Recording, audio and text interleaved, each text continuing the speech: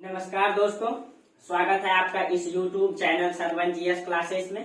पिछले क्लास में हम लोग चर्चा किए थे सिंधु घाटी सभ्यता का नगर नियोजन के बारे में और पिछले क्लास में पूरा नगर नियोजन आप लोगों को बताए थे। इस क्लास में हम लोग चर्चा करेंगे सिंधु घाटी सभ्यता के समाज के बारे में कि इस समाज में कई तरीके से हम लोग पढ़ते हैं। समाज में क्या क्या पढ़ते हैं? समाज में आर्थिक जीवन, राजनीतिक जीवन, स्तरीकरण समाज का, समाज में स्त्री की दशा, समाज में खान पान को हम लोग पढ़ते हैं, समाज में मनोरंजन के साधन को पढ़ते हैं। इन सब चीजों का आज चर्चा करेंगे। लेकिन पिछले क्लास में हम आप लोगों को बताए थे सिंधु घाटी सभ्यता के नगर नियोजन को, और उस नगर नियोजन को बोले थे आप लोगों को कि वीडियो के माध्यम से दिखाएंगे। तो आज आप लोग थोड़ा सा ये देख लीजिए सिंधु घाटी सभ्यता को स्ट्रक्चर मिला है, ये किस तरीके से खुदाई करके उतने बड़े भाग में मिला है। ये जो पक्का का मकान मिला है, जो पक्की ईंटों का प्रयोग किया गया आज से 5000 साल पहले, और वो आज भी खुदाई करके प्राप्त हुआ है, उसको आप लोग आज देख लीजिए क्लिप के माध्यम से, और आप लोग समझ पा रहे होंगे कि किस तरीके से उसका विकास किया गया था। तो चलिए हम लोग देखते हैं, अब आगे बढ़ते हैं।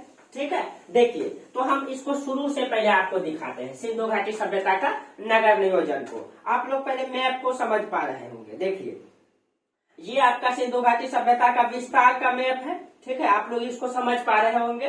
देखिए आप इसमें समझ पा रहे होंगे सबसे उत्तरी स्थल ये आपका मांडा जम्मू कश्मीर में है। इस तरीके से स्थल प्राप्त हुआ है। सबसे आपका दक्षिणी स्थल यहाँ पे आपका पड़ता है भगत राव, ये है, और इसके नीचे पड़ता है आपका महाराष्ट्र में प्रवरा नदी के किनारे जो गोदावरी की सहायक है, वो आपका दायमाबाद। उसके बाद सबसे पूर्वी स्थल आप देख सकते हैं ये पे कि आलमगीरपुर, ये आपका आलमगीरपुर है, यमुना नदी के किनारे है। ठीक है, सबसे पश्चिमी स्थल है ये आपका सबसे पश्चिमी स्थल है आपका सुतकांगेडोल, जो आपका ये देखिए आप कि ये पाकिस्तान के, ये आपका बलूचिस्तान प्रांत में है। ये बलूचिस्तान है, आपको बता चुके हैं मैप में।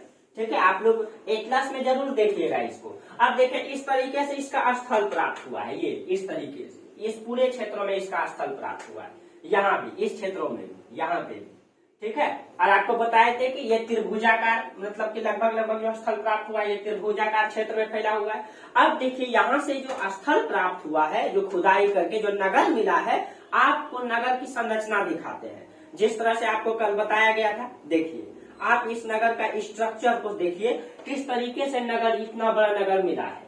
ठीक है, आप देख पा रहे होंगे ये आपका बीच में सड़क है। ये देखिए ये आपका सड़क है। देखिए ये आपका सड़क गया हुआ है, सड़क के इस साइड भी और उस साइड भी क्या है, मकान बना हुआ है। ये सड़क कच्ची ही है लेकिन देखिए व्यवस्थित तरीके से है, व्यवस्थित तरीके से है। और उस समय कोई ट्रक वरक तो चलता नहीं था इसीलिए, लेकिन ये चौड़ी सड़कें हैं और दोनों साइड मकान है। मकान का स्ट्रक्चर को आप देख सकते हैं किस तरह, ये एक मंजिला के साथ साथ बहुमंजिला भी मिला है, यानी कि 2 मंजिल 3 मंजिल का। हर मकान के कोना में 2 मकान 3 मकान के बाद कुआं प्राप्त हुआ है।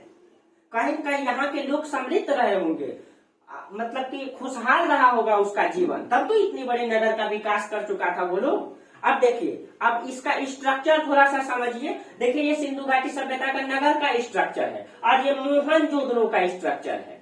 मोहनजोदड़ो के बारे में आपको बताए थे। ये देखिए यहाँ पे थोड़ा सा जूम करके दिखाते, ये देखिए ये आपका क्या है, सड़क गुजरा हुआ है, ये आपका सड़क है। और इसमें देखिए ये वाला मकान है आपका, ये मकान है। ठीक है, ये आपका गली वाली सड़कें और मकान। देखिए यहाँ पे गेट खुलता है, ये देखिए आपका कुआं, कोना में कुआं प्राप्त हुआ है, ये आपका कुआं है। और इस मैप को आप गौर से देखिए, यही है आपका स्नानागार, और स्नानागार के चारों तरफ देखिए भवन मिला है। चारों तरफ अगर आप इसका देखेंगे तो ये देखिए भवन प्राप्त हुआ है। और ये जो भवन है आपको पिछले क्लास में बताए थे कि ये जो आपका भवन है वो भवन जो है 1 मंजिला नहीं 2 मंजिला है। और निचले वाले भवन में क्या किया जाता था, इसमें नहाने का, इसको अभी अलग से समझाएंगे स्नानागार को। इसमें नहा करके और इसमें जो है कपड़ा बदला जाता था नीचे वाला भवन में, मकान का निचले वाला हिस्सा में। और ऊपर में पुरोहित वर्ग रहते थे क्योंकि 2 मंजिला मिला है। और इसका बगल में ही आपको कुआं भी प्राप्त हुआ है। देखिए एक कुआं यहाँ पे है आपका। ठीक है, कुआं भी प्राप्त हुआ है, क्योंकि तो इसका पानी को रिसाइकिल करने के लिए, पानी जब गंदा हो जाता होगा तो उसको चेंज किया जाता होगा। तो आप देख सकते हैं किस तरह स्ट्रक्चर पे शहर को बनाया गया है। और शहर में नाली का विकास बेहतरीन तरीके से दिखाई देता है पानी को बाहर भेजने के लिए।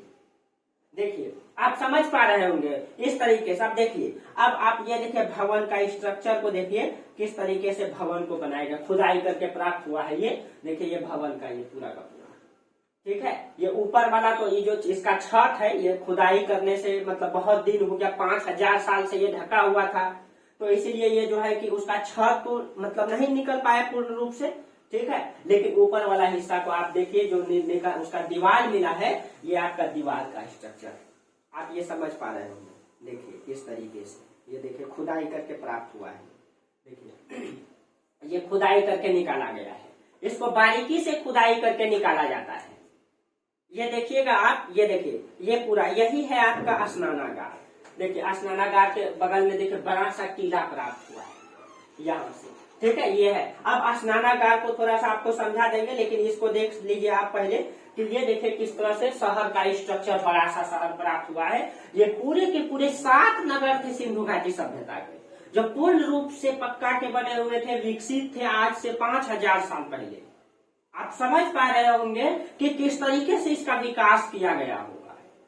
और इससे मतलब क्वेश्चन पूछता है कि इसका विस्तार के बारे में समझाइए, इसकी विशेषताओं को समझाइए, इसकी नगर नियोजन की विशेषता को समझाइए।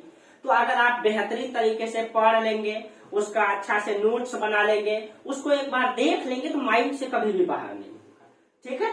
अब देखिए ये आप देखिए यहाँ पे, इसको थोड़ा सा जूम करके दिखाते हैं। देखिए ये देखिए आपका ये सड़क है, और सड़क के दोनों साइड क्या है, मकान बना हुआ है। देखिए ये सड़क है, ये आपका सड़क है, दोनों साइड मकान बना हुआ है ना, दोनों साइड मकान बना हुआ है। इस तरीके से खुदाई करके प्राप्त किया गया है, ठीक है। और इसका खुदाई, अब देखिए ये आपका कुआं प्राप्त हुआ है, ये है आपका कुआं।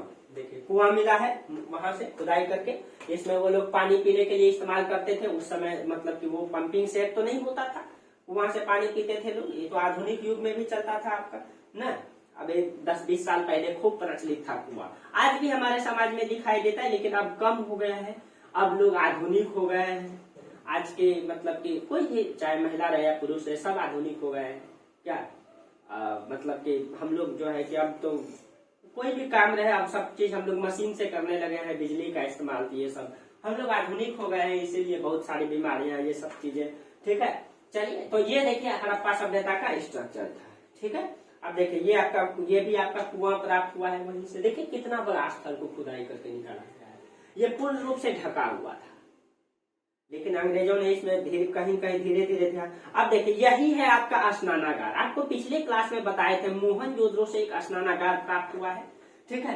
यही है वो आपका स्नानागार। देखिए इसको किस तरीके से स्नानागार बनाया गया है ना। और ये देखिए ये उत्तर साइड है, इसमें उतरने के लिए ये सीढ़ी दिया गया है, और इधर भी सीढ़ी है। देखिए ये आपका इस साइड भी आपका सीढ़ी है उतरने के लिए, ये उत्तर साइड भी सीढ़ी और दक्षिण साइड भी सीढ़ी। और ये जो आपका बीच का फर्श है, इसको बिटुमिनस का उसमें लेप चढ़ा दिया गया है, ताकि पानी जो है वो अंदर मतलब सूखे ना, खत्म ना हो जल्दी।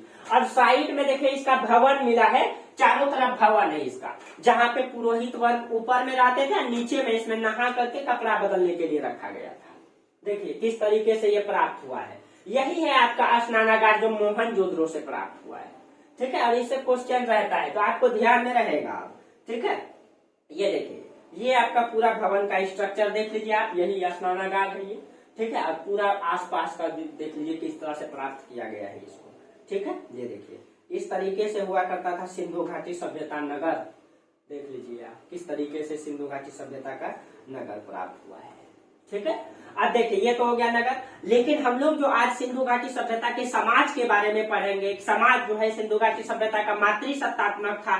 कैसे हमको पता चलता है कि मातृसत्तात्मक था, किसका मतलब वर्चस्वता था, ये सब चीजें तो हम लोग जानते हैं दोस्तों। आज भी हमारे जो है कि समाज में धर्म अगर हावी रहता है, तो धर्म में उस चीजों को अगर दिखाया गया, जैसे सिंधु घाटी सभ्यता के जो धर्म है, वहां पे अधिकतर मातृ देवी की मूर्ति का प्रमाण मिला है, उर्वरता की देवी का प्रमाण मिला है। इसका मतलब कहीं कहीं समाज में महिलाओं का वर्चस्व रहा होगा। वर्चस्व मतलब कि समाज में महिलाओं का इज्जत और सम्मान अच्छा रहा होगा, इसीलिए तो वहां हर जगह पे महिलाओं का सम्मान को दिखाया गया है, जहां भी प्रमाण मिला है। तो उसी को प्रमाण देखिए, तो यहीं पे आपका जो मोहर प्राप्त हुआ है। अभी आपको मोहर के बारे में नहीं बताया गया है, लेकिन बताएंगे कि मोहर का इस्तेमाल वो लोग क्यों करता था। देखिए ये सिंधु घाटी सभ्यता से मोहर प्राप्त हुआ है, यही है आपका एक सिंगी पशु जो सिंधु घाटी सभ्यता से दिखाया गया है। उसके मोहर पर जो एक सींग वाले पशु को इसमें दिखाया गया है, एक सींग वाले पशु, ये मोहर है सिंधु घाटी सभ्यता के। ये मोहर का इस्तेमाल जो है व्यापार के लिए होता था। जैसे कि मतलब ये अनुमान लगाया गया इतिहासकार के द्वारा कि जैसे मान लीजिए कि सुमेरियन सभ्यता से जब व्यापार होता होगा, ठीक है, तो उसमें जैसे बोरा को सील दिया जाता था, उसमें मिट्टी का लेप चढ़ा दिया जाता था उसका मुंह पर, और उसमें जो है मिट्टी का लेप में मोहर चिपका दिया जाता था ताकि कोई उसको जो भी वस्तु है उसको खोल ना पाए। ठीक है, उसमें मोहर का इस्तेमाल करते थे ये लोग। ठीक है, ये मोहर प्राप्त हुआ सिंधु घाटी सभ्यता से। और जो मोहर में जो लिपि प्राप्त हुआ, ये देखिए आप लिखा हुआ देख सकते हैं, लेकिन इसको आज तक पढ़ा नहीं गया। बहुत प्रयास कर रहा है, बहुत सारे इतिहासकार इसमें लगे हुए हैं, लेकिन अभी तक पढ़ नहीं पाए हैं। ठीक है, ये देखिए इस तरीके से मोहर प्राप्त हुआ है, इसमें लिखा हुआ लिपि मिला है, लेकिन अभी तक लिपि को पढ़ा नहीं गया है। और अगर लिपि को हम लोग पढ़ लेंगे तो शायद बहुत सारे राज खुल जाएंगे इस सभ्यता के बारे में। ठीक है, लेकिन अभी तक हम लोग पढ़, ये आपका पुरोहित की मूर्ति है जो प्राप्त हुआ है। ये आपका मंगोलाइट प्रजाति का बताया गया है, ये जो पुरोहित का मूर्ति है। इसके बारे में आर्ट एंड कल्चर में बेहतरीन तरीके से बताएंगे। ठीक है, अभी सिंधु घाटी सभ्यता के बारे में आर्ट एंड कल्चर में भी आपको बताएंगे, यहाँ का कला और संस्कृति के बारे में। ठीक है, ये आपका मूर्ति प्राप्त हुई है। ये आपका पशुपतिनाथ है। ठीक है, मतलब ये कि ये इसके चारों तरफ देखिए, ये एक मूर्ति है और इसके चारों तरफ कई सारे पशु को दिखाया गया है। तो इतिहासकार का मानना है कि ये उस समय एक देवता रहे होंगे जो कि पशुओं पर विजय हासिल किए होंगे, इसीलिए उसको पशुपतिनाथ बताया गया है। ये पशुपतिनाथ की मूर्ति है जो वहीं से प्राप्त हुआ है, मोहर है ये। ठीक है, मोहर में ये मूर्ति को दिखाया गया है। इन सब चीजों के बारे में इस तरीके से देखिए आप किस तरह से वहां से मोहर प्राप्त हुई है, मिट्टी के टेराकोटा के। ठीक है, इस तरीके से उनका मोहर है। वहां से स्वास्तिक चिन्ह भी प्राप्त हुआ है, आपको पता भी होगा, बताए भी थे शायद। ठीक है, इस तरीके से, लेकिन अभी तक पढ़ नहीं पाया गया है। ये आपकी जो है मोहनजोदड़ो से प्राप्त हुआ ये नर्तकी की मूर्ति है। आप देख सकते हैं कि इसका बायां हाथ में पूरा तरह चूड़ी को मतलब पहना हुआ है, मतलब कंगन पहना हुआ है, गले में मनका लगा हुआ है, कान में बाली है। ठीक है, और ये इस हाथ में जो बाली लगा हुआ है, हाथ का जो उसको क्या कहा जाता है, बांह में जो लगाया जाता है। और ये इसको देखिए कि इसको जो है नृत्य करते हुए दिखाया गया। आप देख सकते हैं कि इसको नृत्य की मुद्रा में दिखाया गया है। बायां हाथ ऐसे है, एक हाथ ऐसे है, नृत्य की मुद्रा में है। तो इतिहासकारों का ये कांसा का बना हुआ है, ये कांसा का, उसमें जो है कि ढलवा विधि से इसको बनाया गया है। आपको आर्ट एंड कल्चर में इसके बारे में विशेष तरीके से बताएंगे। तो इसको जो बनाया गया है, ये कांसे की मूर्ति है, मोहनजोदड़ो से प्राप्त। इसको जो है नर्तकी की मूर्ति बताया गया है। ये नर्तकी जो है नृत्य की मुद्रा में है। इतिहासकारों का मानना है कि ये नर्तकी जो है ना डांस सिखाती होगी। ये मोहनजोदड़ो से प्राप्त हुआ है, डांस सिखाती होगी, नृत्य करने के लिए सिखाती होगी सबको, इसीलिए इस मुद्रा में इसको दिखाया गया है। ये मोहनजोदड़ो से प्राप्त हुआ। क्वेश्चन कई बार इससे पूछा गया है। ठीक है, ये देखिए कुबर वाले बैल है जिसका यहाँ पे पूजा होता था। ये है आपका कुबर वाले बैल जो यहाँ से प्राप्त हुआ है। ये मिट्टी का बना हुआ है। ये देखिए ये दो पहिया वाले जो है ये बैलगाड़ी के टाइप का बना हुआ है, इसको खींचते हुए दिखाया गया है। इसका मतलब कहीं कहीं वो लोग व्यापार वाणिज्य करने के लिए इसका प्रयोग करते होंगे, तब तो इसका इस्तेमाल किया है उन्होंने। देखिए इस तरीके से बैल आज भी हम लोग अगर देखे होंगे आप लोग तो ऐसा ही होता है। देखिए यहाँ से ये आपका पशुपति की जो मोहर मिला है, इसमें भी आप देख सकते हैं बीच में एक देवता है, चारों तरफ हाथी है और कई सारे पशु को दिखाया गया है, जिसको आर्ट एंड कल्चर में बताएंगे, ये अलग टॉपिक। ये आपकी मातृदेवी की मूर्ति है। ये जो है मातृदेवी की मूर्ति है जो हड़प्पा सभ्यता से प्राप्त किया गया है ये। ठीक है, इन सब के बारे में अलग से चर्चा करेंगे। ठीक है, इसमें सिर्फ आपको बता, देखिए यहाँ से अवशेष जो प्राप्त हुआ है, इस तरीके से अवशेष को प्राप्त निकाला जाता है। इसको एकदम बारीकी से निकाला जाता है ब्रश से। ठीक है, आप लोग ये नहीं सोच लीजिएगा कि जाता है इतना बड़का सभ्यता है, डोजर चला दिया सब चौपटे हो जाएगा, एक को कुछ अवशेष नहीं प्राप्त हुआ, कहाँ हड्डी गुड्डी सब खत्म हो जाएगा। इसको बारीकी से आपको दिखाते हैं किस तरीके से जो है कि इसमें रिसर्चर जाते हैं, एकदम बारीकी से उनको ब्रश लेकर के साफ करके एक एक करके निकाला जाता है, ताकि एक एक वहां अगर चावल का भी टुकड़ा मिलेगा, एक छोटा सा चावल का टुकड़ा, एक सुई भी मिलता है, तो वो ब्रश से निकाल करके धीरे धीरे हल्का हल्का साफ करके जो है उसको निकाल लिया जाता है।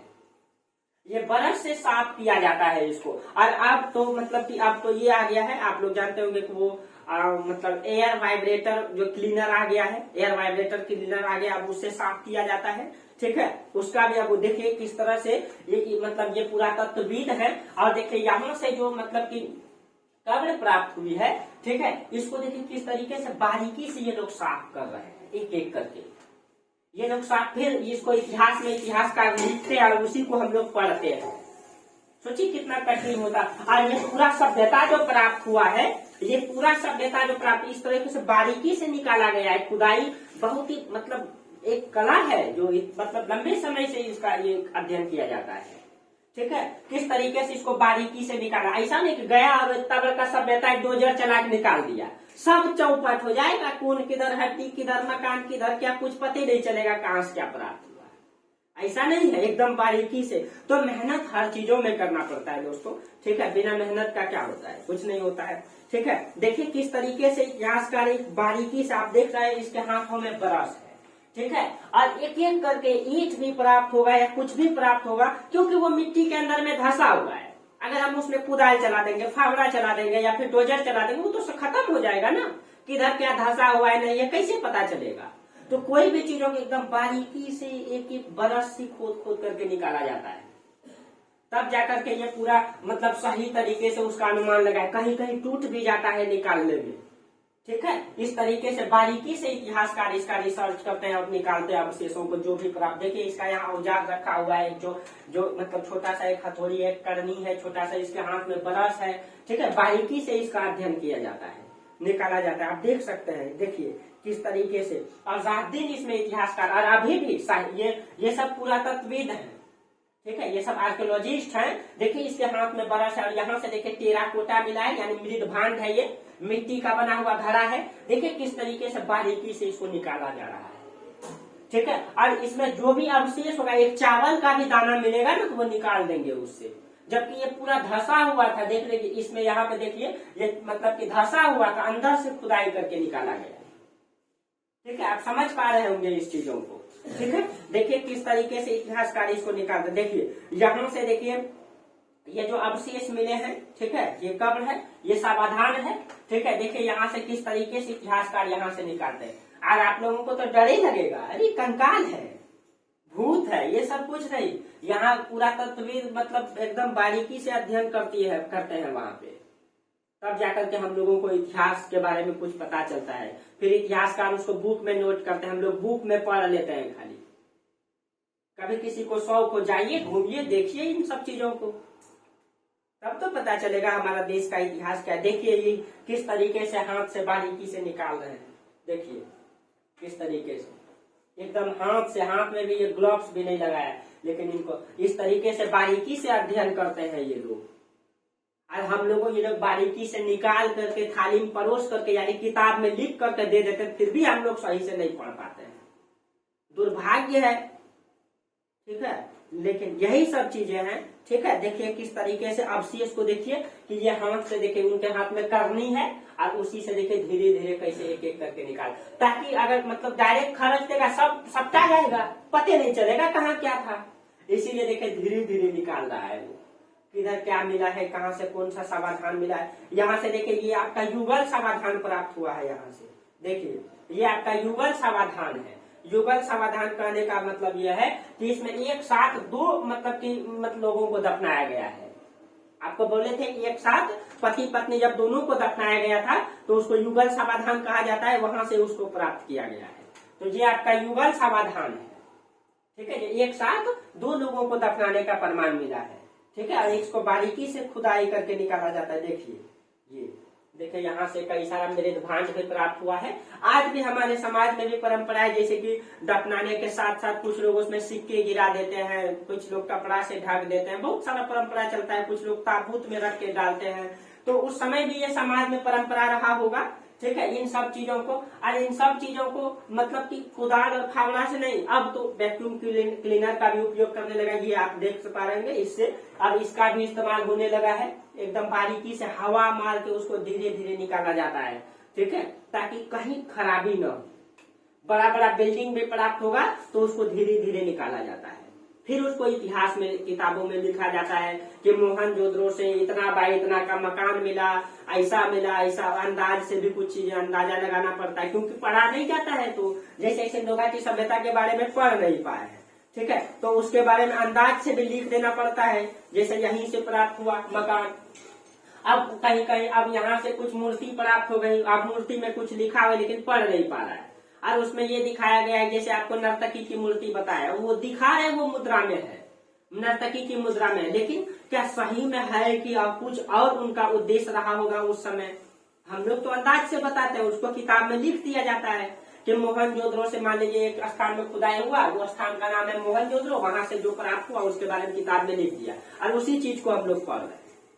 तो ये है आपका मतलब सिंधु घाटी सभ्यता का जो अवशेष, और बहुत सारे अवशेष दोस्तों बहुत प्राप्त हुआ है, ठीक है। आप लोग अब जितना ज्यादा पढ़िए, बहुत ज्यादा का जरूरत भी नहीं, आप लोगों को मेरा मकसद था कि समझे आप लोग, ठीक है। तो आज हम लोग अब चलिए आगे पढ़ते हैं सिंधु घाटी सभ्यता के समाज के बारे में, ठीक है। चलिए तो हम लोग उधर बोर्ड में देखते हैं सिंधु घाटी सभ्यता के समाज। चलिए तो हम लोग देख लिए अब किस तरीके से नगर का विकास किया गया था। आप लोग देखे किस तरीके से फिगर में कि कैसे नगर का विकास किया गया है सिंधु घाटी सभ्यता का। अब हम लोग आगे पढ़ेंगे सिंधु घाटी सभ्यता के समाज के बारे में। सिंधु घाटी सभ्यता का समाज, तो सिंधु सभ्यता का समाज को हम लोग देखते हैं। सिंधु सभ्यता का समाज, और समाज के अंतर्गत हम लोग क्या क्या पढ़ते हैं। समाज के देखिए, कोई भी टॉपिक्स को पढ़ने के लिए अगर सिविल सेवा है या किसी भी टॉपिक्स को बेहतरीन तरीके से जानना है, तो समाज के अंतर्गत हम लोग क्या क्या पढ़ते हैं। समाज के अंतर्गत हम लोग पढ़ते हैं समाज का स्तरीकरण पढ़ते हैं, समाज का स्तरीकरण पढ़ते हैं, समाज का मतलब अर्थव्यवस्था को पढ़ेंगे हम लोग, अर्थव्यवस्था को पढ़ते हैं समाज के अंतर्गत। समाज के अंतर्गत हम लोग समाज का राजनीतिक व्यवस्था को पढ़ते हैं, राजनीति जो भी समाज के अंतर्गत घटनाएं घटित होती है, राजनीतिक व्यवस्था को पढ़ते हैं। उसके आर्थिक अर्थव्यवस्था या आर्थिक व्यवस्था यहाँ पे लिख दीजिए, ठीक है, आर्थिक स्थिति या आर्थिक व्यवस्था, आर्थिक स्थिति यहाँ पे लिख दीजिए। समाज के अंतर्गत हम लोग पढ़ते हैं स्त्री की दशा को पढ़ते हैं, स्त्री की क्या दशा है, स्त्री की दशा, स्त्री की दशा को हम लोग पढ़ते हैं। समाज के अंतर्गत हम लोग मनोरंजन के साधन, क्या क्या मनोरंजन के लिए वो लोग इस्तेमाल करते थे, मनोरंजन के साधन, मनोरंजन के साधन। और हम लोग क्या क्या देखते हैं, मनोरंजन के साधन, इसी में हम लोग खान पान को देख सकते हैं, खान पान, ठीक है, खान पान, रहन सहन, इन सारे चीजों को हम लोग समाज के अंतर्गत पढ़ते हैं। सामाजिक व्यवस्था के अंतर्गत, समाज के अंतर्गत स्त्री की दशा क्या रही होगी, खान पान कैसा रहा होगा, अर्थव्यवस्था कैसा होगा, व्यवसाय क्या करते होंगे वो लोग, इन सब चीजों को हम लोग पढ़ते हैं किसके अंतर्गत, समाज के अंतर्गत। तो चलिए समाज के अंतर्गत इन सभी चीजों को हम लोग पढ़ते हैं एक एक करके न। जैसे समाज के अंतर्गत अगर हम राजनीतिक जीवन को देखेंगे कि सबसे पहले राजनीतिक जीवन उसका कैसा था, तो एक एक करके हम लोग इसके बारे में चर्चा करते हैं। आप लोग इसको बेहतरीन तरीके से नोट्स बना लीजिएगा। चलिए एक एक करके हम लोग पढ़ते हैं कि इसका राजनीतिक जीवन कैसा रहा होगा, स्तरीकरण क्या रहा होगा, कौन से वर्ग इसके संचालक रहे होंगे, ठीक है। और आपको पता है कि अगर हम राजनीतिक व्यवस्था को ही सबसे पहले अगर हम राजनीति को ही अगर हम पढ़ते हैं, देखिए सबसे पहले हम लोग राजनीति को ही अगर हम लोग पढ़ते हैं तो हम लोगों को तो इसका लिपि को तो पढ़ नहीं पाए, हम लोग लिपि तो पढ़ नहीं पाए हैं। और जब लिपि नहीं पढ़ पाए तो कोई भी मतलब सिंधु घाटी सभ्यता के बारे में किसी भी मतलब की तथ्य को जानने के लिए हम लोगों के पास इसका क्या साधन है, पुरातात्विक स्रोत है जो खुदाई करके प्राप्त हुआ है। पुरातात्विक स्रोत, पुरातात्विक स्रोत के आधार पर ही हम लोग इसके बारे में पढ़ते हैं कि इसका पुरातात्विक स्रोत के आधार पर ही हम लोग जानते हैं कि इसका सामाजिक व्यवस्था क्या रहा होगा, आर्थिक व्यवस्था क्या रहा होगा। तो इसका अगर राजनीतिक व्यवस्था को हम पढ़ेंगे पुरातात्विक स्रोत के आधार पे, तो हम लोग ऐसे अनुमान लगाया गया है जिस तरीके से हम इसको देखते हैं, जैसे मतलब वहां से जो मूर्ति प्राप्त हुई है वहां से जैसे आपको शहर के बारे में बताए थे कि शहर दो भागों में विभाजित था। पश्चिमी शहर को मिट्टी पाट के ऊंचा कर दिया गया, इसको दुर्गीकृत कर दिया गया है, ठीक है। तो अनुमान लगाया गया है या तो इस समाज के, देखिए पुरातात्विक स्रोत पे आधारित है, लिखा हुआ जो लिपि मिला है उसको पढ़ा नहीं गया है, इसलिए अनुमान के आधार पर ही बता सकते हैं। और उसके आधार पर यह बताया जा सकता है, ये अनुमान लगाया गया इस पुरातात्विक स्रोत के आधार पे, या तो इसका संचालक पुरोहित वर्ग रहे होंगे, पुरोहित वर्ग रहे होंगे, या इसका संचालक व्यापारी वर्ग रहे होंगे, बड़े बड़े जो व्यापारी होंगे वो इसके समाज के संचालक होंगे, या तो इसका मतलब कि ये या लगा करके आप दीजिए, ठीक है, या नगर प्रशासक रहे होंगे जो इस समाज का संचालक रहे होंगे। जो भी इस समाज के संचालक रहे होंगे दोस्तों, बहुत ही ईमानदार रहे होंगे, ठीक है, और कर्तव्यनिष्ठ रहे होंगे, जो अपनी जनता के पीछे, अपने समाज के पीछे कहीं इनके भलाई के बारे में सोचते होंगे, क्योंकि इनकी व्यवस्था को देख करके ऐसा पता चलता है। इनकी व्यवस्था को देख करके पता चलता है कि ये जो भी वर्ग इसके समाज के संचालक रहे होंगे बहुत ही बेहतरीन होंगे। अब उस समय क्या व्यवस्था रहा होगा दोस्तों, लेकिन हम लोग तो पुरातात्विक स्रोतों के आधार पर ही बता सकते हैं कि बेहतर रहे होंगे। देख करके ही ऐसा लगता है कि इसका प्रशासक, लेकिन देखिए ये तो हम लोग अनुमान के आधार पर बता, बहुत सारे इतिहासकार भी हैं जो अपना भी मतलब तर्क दिए हैं कि इस समाज के संचालक कौन रहे होंगे। R.S. शर्मा है, उसमें स्टुअर्ट पिगट है, हंटर महोदय है, इन सब फेयर सर्विस महोदय, इन सब ने जो है अलग अलग बातें कही इनको लेकर के। आप लोग इसको नोट कर लीजिएगा क्योंकि इतिहासकार के बारे में पूछ सकता है, ठीक है। देखिए जैसे में अगर हम देखेंगे कि एक इतिहासकार है आपका मतलब A.L. बासम, ठीक है, A.L. बासम, A.L. बासम, इन सब इतिहासकारों को आप लोग जो है नोट कर लीजिएगा। A.L. बासम के अनुसार जो है मतलब कि ये A.L. बासम ये कहे हैं, आपको बताए थे मोहनजोदड़ो और आपका मतलब कि हड़प्पा, ठीक है। A.L. बासम के अनुसार मतलब मोहनजोदड़ो और हड़प्पा जो है जुड़वा राजधानी रही होगी। सॉरी ये तो आपका स्टुअर्ट पिगट ने कही है, मिस्टेक हो गया। जुड़वा राजधानी तो स्टुअर्ट पिगट ने कही, मैंने इसको कई बार बताया है। स्टुअर्ट पिगट, ठीक है। स्टुअर्ट पिगट ने मोहनजोदड़ो और हड़प्पा को जुड़वा राजधानी कही है। और इन दोनों के बीच की दूरी कितना है? इन दोनों के बीच की दूरी 640 किलोमीटर है, 640 किलोमीटर। A.L. बासम के अनुसार जो है ये जो समाज था जो आपको अभी जस्ट बता रहे थे A.L. बासम, ठीक है, A.L. बासम के अनुसार ये जो नगर है, ये जो समाज है, ये धर्म तंत्रीय था। धर्म तंत्र का मतलब वहां के लोग जो है मतलब कि धर्म पर मतलब ज्यादा विश्वास करते थे, और धर्म के जो संचालक होते हैं पुरोहित वर्ग, वो उसके संचालक थे A.L. बासम के अनुसार, क्योंकि वहां से पुरोहित की जो मूर्ति प्राप्त हुई है उसको विशेष तरीके से दिखाया गया है, ठीक है। तो A.L. बासम ने, ठीक है, ये बासम है A.L. बासम, इसके अनुसार समाज कैसा था? समाज धर्म तंत्रीय था, और धर्म तंत्र जो समाज था यानी कि एक धर्म के अनुसार समाज चलता था, और उनके धर्म का जो गुरु होता था उस गुरु जो है इस समाज के संचालक थे। और उसका गुरु कौन था? तो पुरोहित को ये समाज के संचालक बताए हैं। और इसी पुरोहित के बारे में बताया गया है कि वो जो नगर के पश्चिमी टीला में रहता था ये पुरोहित वर्ग ही रहता था, ठीक है। A.L. बासम कहे हैं कि समाज धर्म तंत्र था और पुरोहित वर्ग इस समाज के संचालक रहे होंगे। जबकि हंटर, एक इतिहासकार है आपका हंटर महोदय, देखिए इन सब को ध्यान में रखना है। हंटर के अनुसार मोहनजोदड़ो का शासन जो है राजतंत्र की जगह जनतंत्र था।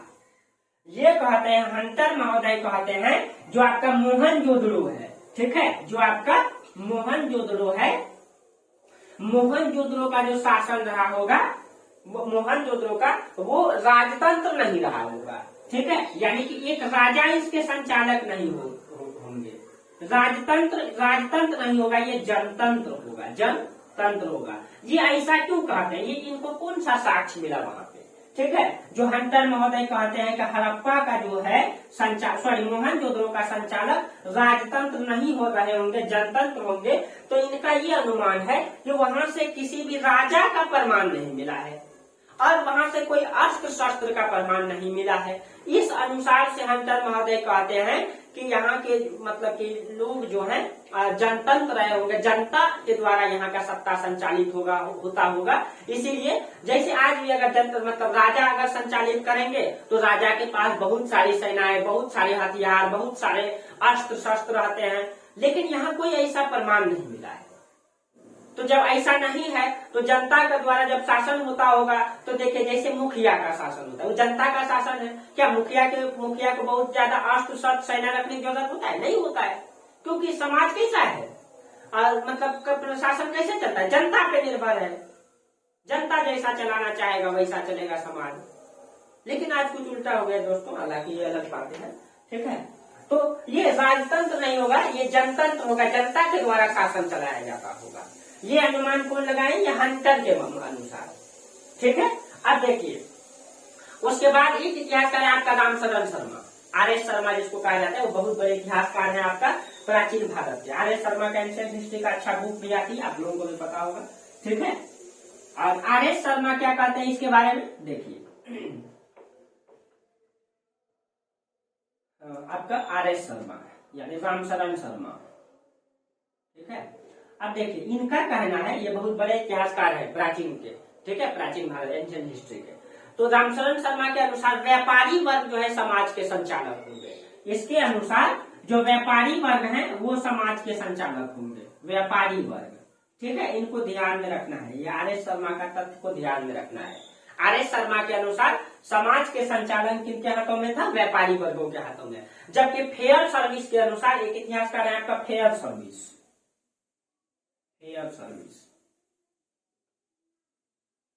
फेयर सर्विस के अनुसार जो समाज का संचालक वो ग्राम प्रशासन तंत्र था। इसके अनुसार ग्राम प्रशासन तंत्र था, प्रशासन तंत्र था, यानी कि समाज जो है ग्राम प्रशासक के अनुसार, ग्राम प्रशासक रहे होंगे वो इनको चलाते होंगे, ठीक है। तो इन सभी इतिहासकारों ने अपना अपना तथ्य दिया है राजनीतिक जीवन को लेकर के, राजनीतिक व्यवस्था को लेकर के, कि इस तरह से समाज का संचालक रहा होगा। लेकिन अगर सामाजिक जीवन के बारे में बात करें, ये सब समाज के अंतर्गत आएगा, ठीक है। अब देखिए, अब हम बात करते हैं सामाजिक जीवन को लेकर के, कि सामाजिक जीवन कैसा रहा होगा।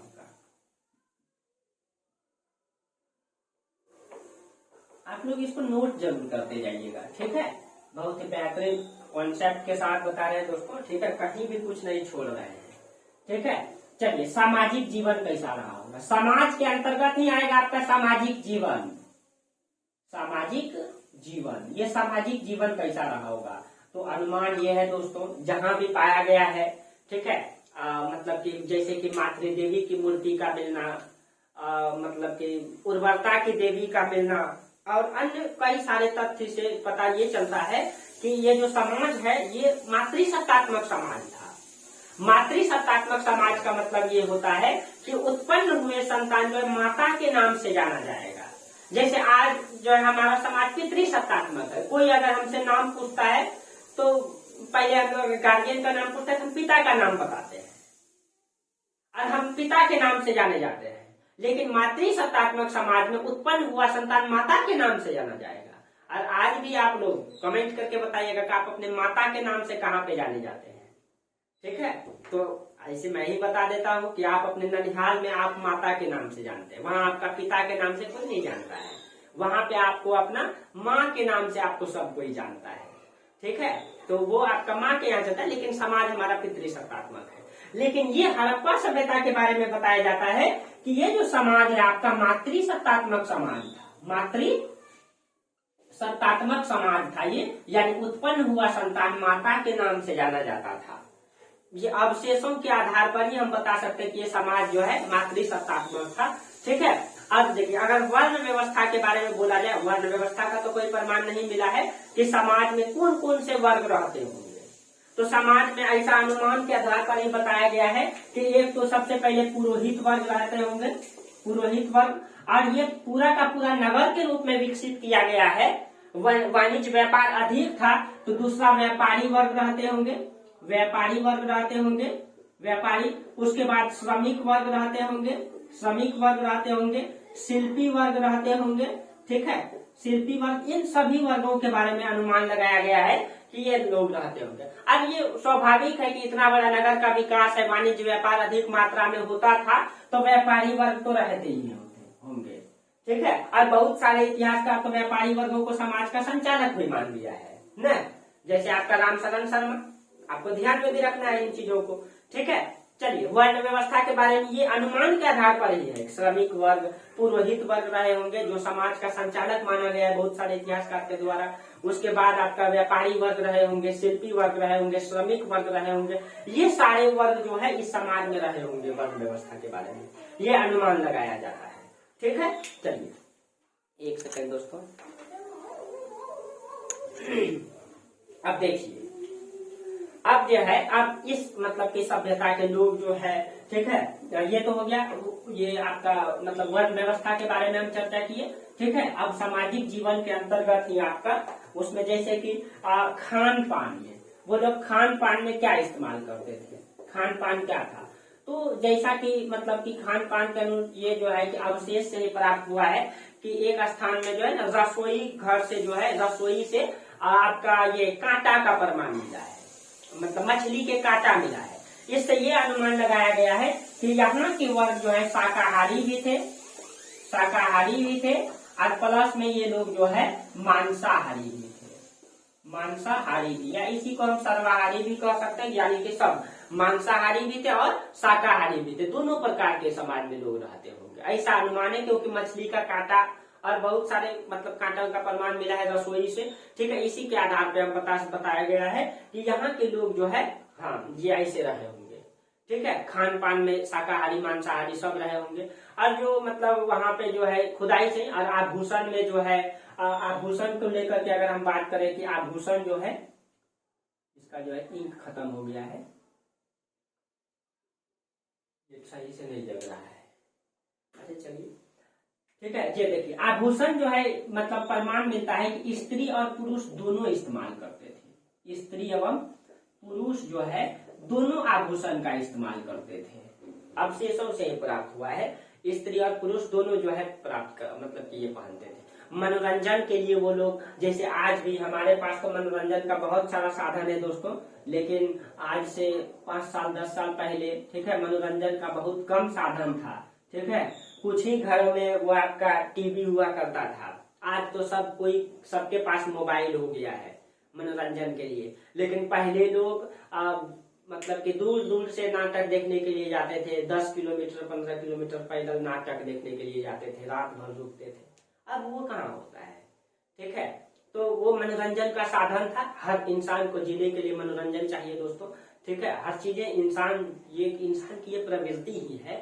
ठीक है, इस इंसान को इसके अंतर्गत हर गुण होता है। यही गुण तो मनुष्य को अन्य मतलब कि प्राणियों से अलग करता है, इनकी बौद्धिकता, इनके अंतर्गत जो हर प्रकार की गुण है। ठीक है, तो ये लोग भी मनोरंजन के लिए क्या क्या इस्तेमाल करते थे, उस समय मनोरंजन के लिए क्या क्या साधन था। आज हम लोग वीडियो गेम खेलते हैं, आज हम लोग मतलब बहुत सारे उपलब्ध है हम लोगों के पास। ठीक है, पार्टी वार्टी ये लोग भी करता होगा। ये लोग मनोरंजन के लिए जो है पासे खेलते थे, नृत्य करते थे, शिकार करते थे, जानवरों की लड़ाई करवाते थे ये लोग मनोरंजन के लिए। ठीक है, तो ये तो हो जाएगा आपका, पासे खेलते थे ये लोग, नृत्य करते थे ये लोग। ठीक है, ये लोग को पसंद था ये लोगों को। ठीक है, उसके बाद आपका शिकार करना इन लोगों का। ठीक है, उस समय यही सब मनोरंजन का साधन था, शिकार करना, जानवरों की लड़ाई, जानवरों की लड़ाई, जानवरों की लड़ाई, ये सब इनके मनोरंजन के साधन थे। ठीक है, क्योंकि मनोरंजन जानवरों की लड़ाई का प्रमाण इसलिए मिला है क्योंकि वहां से बड़ा सा मैदान मिला है। ठीक है, मैदान फील्ड मिला है और इसके अनुमान लगाया गया कि यहाँ पे ये लोग मतलब कि जानवर को लड़ाते होंगे और मनोरंजन देखते होंगे, इसको खेलते होंगे। ठीक है, और उसके बाद यहाँ से मतलब कि कपड़ा के रूप में जो है मतलब कि जो ये लोग जो कपड़ा पहनते थे। ठीक है, कपड़ा में ये सूती और ऊनी दोनों कपड़ा का प्रमाण मिला है। सूती वस्त्र भी पहनते थे ये लोग और प्लस में आपका ऊनी वस्त्र भी पहनते थे। ठीक है, ऊनी वस्त्र भी पहनते थे, सूती प्लस ऊनी दोनों वस्त्र ये लोग पहनते थे। ठीक है, तो ये इनका जो है मनोरंजन के साधन थे। ठीक है, मनोरंजन के साधन थे और कपड़ा में ये लोग इस्तेमाल करते थे। अगर हम आर्थिक जीवन के बारे में बात करेंगे कि इनकी अर्थव्यवस्था कैसे चलती थी, तो सबसे पहले व्यापार तो है ही। ठीक है, आर्थिक जीवन के बारे में बात करें तो थोड़ा सा इसको देख लीजिए।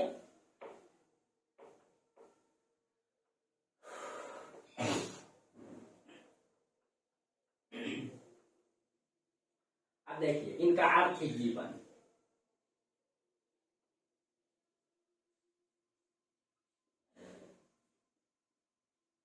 आर्थिक जीवन। ठीक है, अब देखिए अर्थव्यवस्था तो इनका ये तो वाणिज्य व्यापार सबसे पहले तो था ही, ठीक है। वाणिज्य व्यापार तो इनका था ही मुख्य पेशा व्यापार, क्योंकि यहाँ पे अधिकतर लोग जो है नगरीकरण मिला है तो वाणिज्य व्यापार पर ही निर्भर थे। लेकिन ऐसा नहीं कि ये लोग कृषि नहीं करते थे, कृषि भी करते थे और कृषि के हर तरीकों से ये परिचित थे। जैसे कि सबसे पहले होता है जुताई करना, बुआई करना, सिंचाई, निराई, कृषि के जितना भी क्रियाकलाप होता है इन सब चीजों से ये लोग परिचित थे, ठीक है। तो कृषि कार्य के हर चीजों से, कृषि कार्य के हर मतलब कि वो जो सिस्टम होता है उन सब चीजों से ये लोग परिचित थे। ये कृषि कार्य से परिचित थे ये लोग, ठीक है।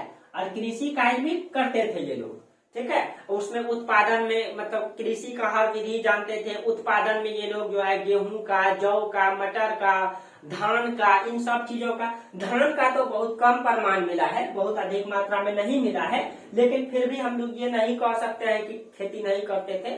कुछ परिमाण मिला है, कम मात्रा में मिला है, ठीक है। लेकिन ये लोग जो है कि आपका जौ का, ठीक है, गेहूं का, मटर का, ये सब उत्पादन करते थे। गेहूं, जौ, मटर, ठीक है। आपका मतलब कपास का भी यहाँ से प्रमाण मिला है, कपास आदि।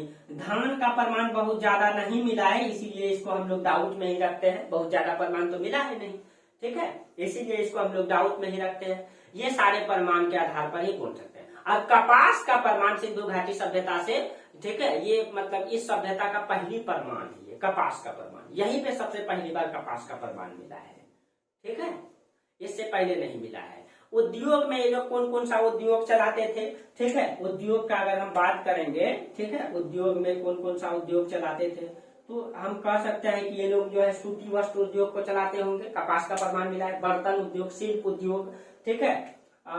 उसके बाद मतलब कि ये आपका सूती वस्त्र उद्योग को लिख सकते हैं हम, सूती वस्त्र उद्योग। उसके बाद आपका वस्त्र का, सूती वस्त्र हो गया आपका शिल्प उद्योग, ठीक है, शिल्प उद्योग हो गया आपका। उसके बाद बर्तन का और आदि मतलब बहुत सारे चीजों का ये लोग मतलब व्यापार करते होंगे, ठीक है। इन सब चीजों का उद्योग के रूप में इनका विकास किया गया था यहाँ पे, ठीक है। और व्यापार में आंतरिक व्यापार और बाह्य व्यापार दोनों होता था।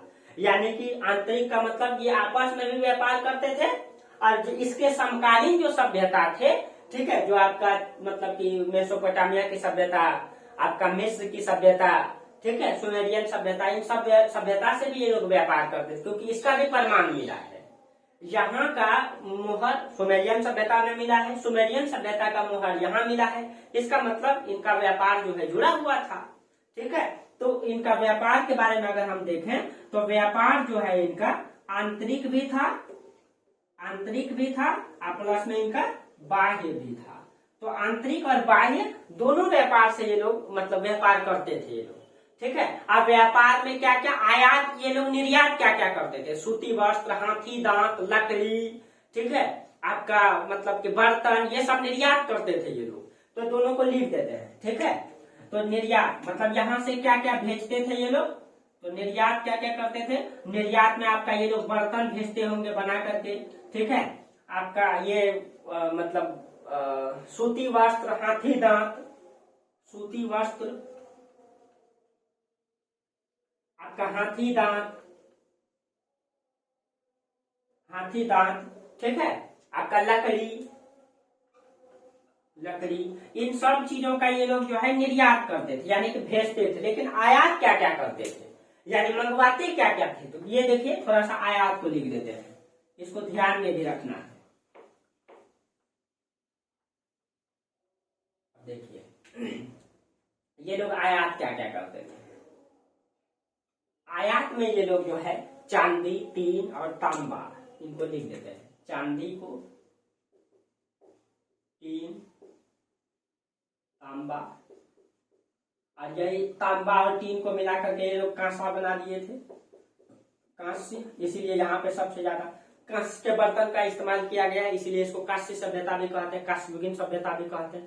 तो ये लोग जो चांदी आयात करते थे वो ईरान और अफगानिस्तान से। चांदी ये लोग कहाँ से मंगवाते थे, एक ईरान से मंगवाते थे और अफगानिस्तान से भी मंगवाते थे। अफगानिस्तान से वो लोग चांदी और मतलब कि ईरान से चांदी, और ये सॉरी मतलब ईरान और अफगानिस्तान से चांदी मंगवाते थे। 3 अफगानिस्तान से, 3 जो है ये भी आपका अफगानिस्तान से, 3, ठीक है। जो आपका तांबा है, ये जो आपका ये तांबा जो है राजस्थान की खेतड़ी की खान से, ठीक है, वहां पे बड़ी मात्रा में मिला है। तो ये आपका राजस्थान से, राजस्थान में आपका कौन सा खान है? खेतड़ी की खान, राजस्थान का खेतड़ी की खान से बड़ी मात्रा में जो है कि तांबा का परमाणु मिला है, ठीक है। उसके बाद लाजम बर्द से, ठीक है, लाजम बर्द, इस तरह से है, ठीक है। यहाँ से ये आपका मेसोपोटामिया की सभ्यता में ये पड़ता है, ये जगह, ये आपका मेसोपोटामिया की सभ्यता से, ठीक है, वहां से ये लोग मंगाते थे, ठीक है। तो इस तरीके से, एक मिनट दोस्तों, लाइट भाग गया है।